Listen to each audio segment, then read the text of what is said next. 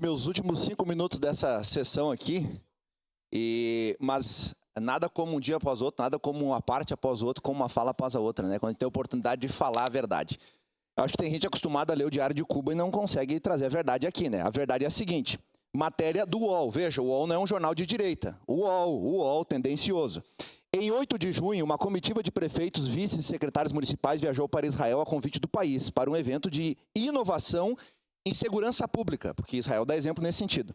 Durante a viagem, na noite da quinta-feira, dia 12, 4 dias depois que estavam em Israel, teve início o conflito por mísseis entre Israel e Irã. Desde então, os gestores brasileiros foram obrigados a permanecer em bunkers. Ainda bem que tem bunkers em Israel para poder se defender, né?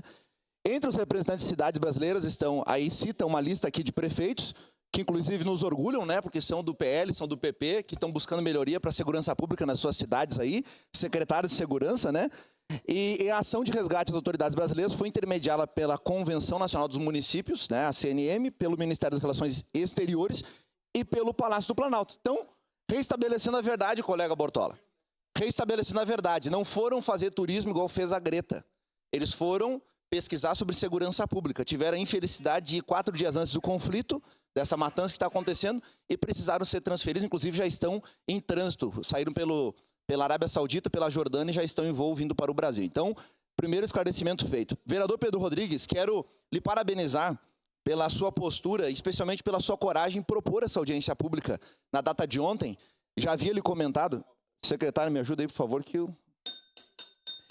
Na data de ontem, já havia dito a Vossa Excelência que não poderia estar em razão de um outro compromisso no mesmo horário, mas quero lhe parabenizar e também parabenizar o vereador Rafael Bueno, que na condição de presidente da Comissão da Saúde não se furtou e agiu de maneira democrática, republicana e diplomática ao permitir uma sessão, uma audiência, melhor dizendo, para debater do tema, vereador Rafael, em que pese as discordâncias profundas que tivemos, inclusive a discussão que nós tivemos aqui nessa manhã, a gente discute no campo das ideias, né? Mas se essa casa não pode debater assuntos sobre vacina, sobre liberação da cannabis, por exemplo, para tratamento médico e tantas outras coisas, então é o velho ditado, fecha a porta e encerra o parlamento. Aqui é o lugar de nós debatermos. Alguém disse, muito bem dito, inclusive esses dias aqui na casa, que isso aqui é a maior arena de debates da cidade. Tanto é que o debate, inclusive, para a Prefeitura de Caxias acontece aqui. Segundo turno, inclusive, teve debate aqui entre os candidatos. Então, ou a gente aprende a conviver de maneira política e entende que um dia a gente ganha, outro a gente perde, ou a gente parte para a ignorância e acontece exemplos ruins que vem acontecendo dentro da casa. Então, eu quero deixar os parabéns ao senhor, também ao vereador Pedro, e, de fato, eu preciso relembrar os colegas, né, vereador Pedro? A audiência não foi para dizer que não deve se vacinar, foi dito que o quê? Quem quer vacinar, vacina, quem não quer vacinar, não vacina e ponto. Liberdade de expressão, liberdade individual, é isso que nós buscamos. Fala-se tanto em liberdade e democracia, e é o que a gente quer. Senhor parte.